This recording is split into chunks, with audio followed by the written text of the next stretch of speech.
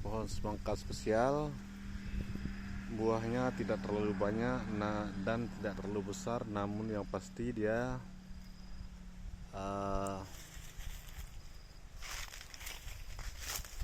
padat dan berisi.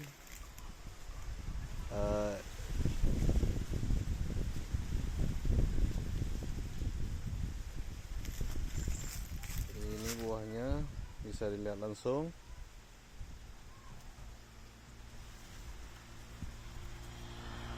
Dalam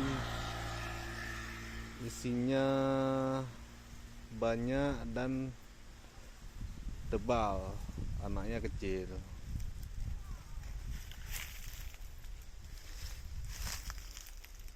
Yang mau pesan untuk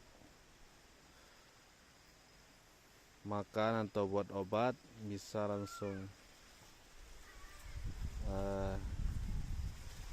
komen di Facebook, di YouTube saya.